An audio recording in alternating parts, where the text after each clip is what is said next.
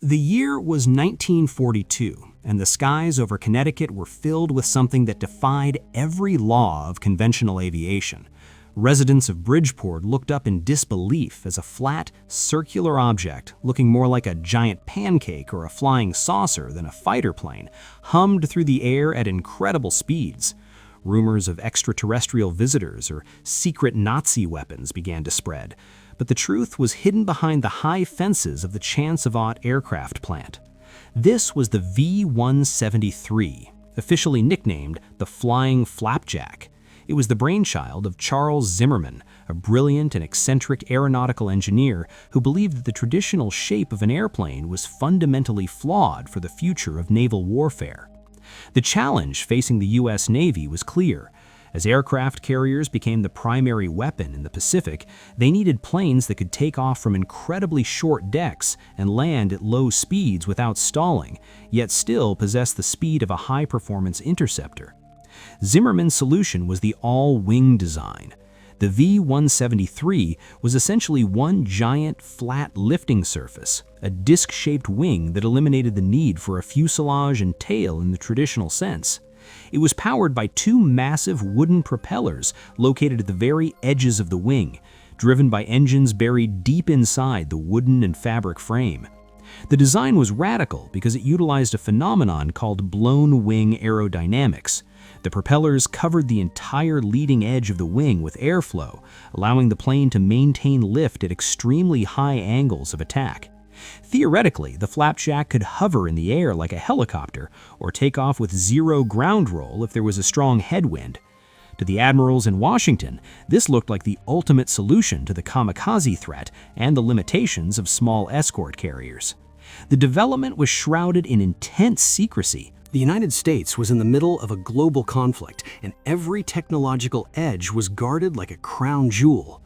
The V-173 was the experimental proof of concept, a wooden prototype designed to test if this bizarre geometry could actually fly. When the famous test pilot Boone Guyton first climbed into the cockpit, he was lying almost flat, looking through glass panels in the leading edge of the wing. The aircraft sat on the ground at a steep, awkward angle, supported by unusually long landing gear legs. It looked like a prehistoric bird ready to spring into the air. Despite its comical appearance, the initial flight tests proved Zimmerman right. The V-173 exhibited extraordinary flight characteristics, showing a speed range that was unheard of at the time.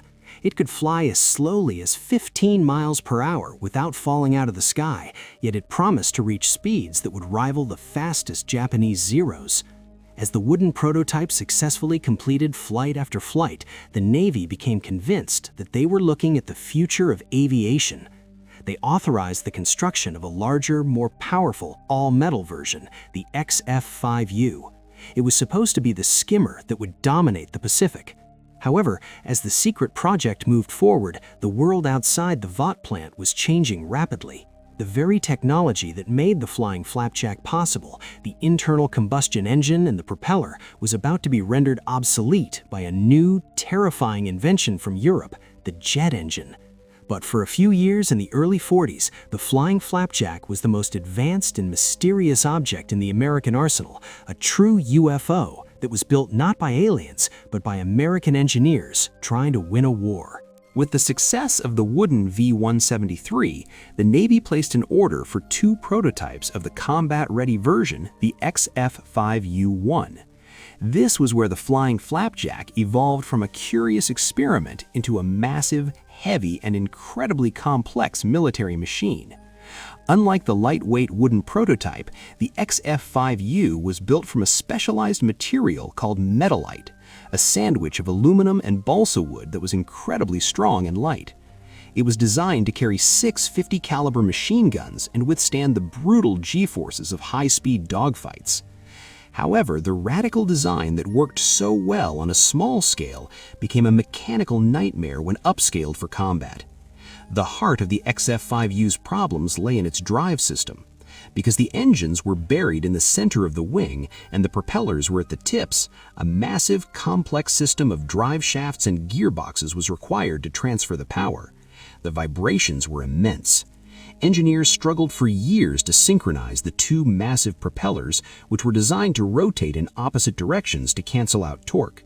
If one engine failed, the complex cross-shafting was supposed to allow both propellers to keep spinning from the remaining engine, but the mechanical friction was so high that it threatened to tear the aircraft apart. As the war in the Pacific raged on, the Skimmer project began to fall behind schedule.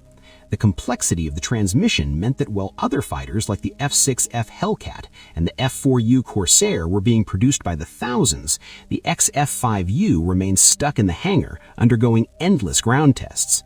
The test pilots began to call it the flying nightmare. Every time they fixed one vibration issue, another appeared. Meanwhile, the strategic landscape was shifting. The Navy was no longer just worried about short takeoffs. They were worried about the sheer speed of the new German jet fighters. The flying Flapjack, with its massive propellers, was reaching the physical limits of what a piston-engine plane could achieve. Even as the engineers at Vought pushed the XF-5U toward its first flight, they were looking over their shoulders at the P-59 Era Comet and the British Gloucester Meteor. By 1945, the war was nearing its end. The atomic bombs dropped on Hiroshima and Nagasaki brought the conflict to a sudden, violent halt. Suddenly, the urgent need for a short takeoff interceptor evaporated. The Navy's budget was slashed, and every experimental project was put under the microscope. The XF-5U had yet to make its first official flight. It sat on the tarmac, a 10,000-pound silver disc looking like a relic from a future that never arrived. The engineers were devastated. They knew the plane had potential. Wind tunnel tests suggested it could reach 425 miles per hour and potentially over 500 with upgraded engines. But the mechanical complexity was its undoing. The Navy was moving toward the jet age, and there was no room for a plane that required a complex web of gears and shafts just to keep its propellers turning. The project was becoming a financial black hole. Despite the years of work and millions of dollars invested, the Skimmer was becoming a dinosaur before it ever left the ground. The final blow came when the Navy ordered all work on the XF-5U to stop. The two prototypes, which were 99% complete and ready for flight, were suddenly declared surplus. The dream of the all-wing fighter was dying, not in a dogfight over Tokyo, but in a bureaucratic office in Washington, D.C.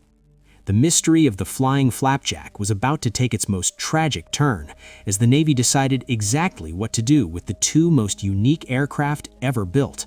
The end of the flying Flapjack project was as abrupt as it was brutal. In March 1947, the U.S. Navy officially canceled the XF-5U program. But they didn't just stop the funding, they issued a chilling order. The prototypes were to be destroyed immediately. The engineers at Vought were horrified. They had spent years perfecting the metallite skin and the complex transmission systems. They begged the Navy to at least let them fly the aircraft once to see if their calculations were correct. The Navy refused. They feared that the secret technology within the Flapjack, specifically the transmission and the specialized materials, could fall into the hands of the Soviet Union as the Cold War began to simmer. One afternoon, a massive wrecking ball was brought to the Vought plant. The two silver XF-5U prototypes, the culmination of Zimmerman's life work, were towed out onto the tarmac. The wrecking ball swung, but in a strange twist of fate, it bounced off the metallite skin of the aircraft. The material was so strong that it took several hours of concentrated destruction to finally break the airframes apart.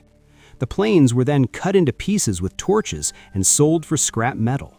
It was a humiliating end for a project that had once been the Navy's greatest hope. The unique propellers, the complex gearboxes, and the radical wings were all reduced to piles of junk. However, the original wooden prototype, the V-173, managed to escape the furnace. Because it was made of wood and fabric and was considered a low-tech test bed, it was spared the wrecking ball. It was eventually moved to the Smithsonian Institution, where it sat in storage for decades, a forgotten curiosity of a bygone era. For years, the story of the flying Flapjack was nothing more than a footnote in aviation history books, often dismissed as a weird or failed experiment. But as the decades passed, engineers began to look back at Zimmerman's work with new respect. The concept of short takeoff and vertical landing, Stavel, which the Flapjack pioneered, eventually became the foundation for modern jets like the Harrier and the F-35 Lightning II. The blown wing aerodynamics are still studied today for use in heavy transport aircraft and drones. In the early 2000s, a group of retired Vought employees and aviation enthusiasts decided that the last surviving V-173 deserved better than a dusty warehouse. They spent 8 years meticulously restoring the wooden pancake to its original 1942 glory. Today, it stands on display at the Frontiers of Flight Museum in Dallas, Texas. It looks as alien and futuristic now as it did 80 years ago. When visitors look at its circular shape and massive propellers, they often ask if it actually flew. The answer is yes, it flew brilliantly. The flying Flapjack wasn't a failure of engineering, it was a victim of timing. It was the peak of propeller technology at the exact moment the world moved to jets. It remains a haunting what-if of history. What if it had been ready in 1943? What if it had faced the Japanese Zero? We will never know. But the legend of the UFO over Connecticut lives on, a reminder of a time when the sky was the limit and engineers weren't afraid to build something truly revolutionary. The V-173 is the ghost of a future that was canceled, a silent witness to the dawn of the jet age that left it behind in the dust of history.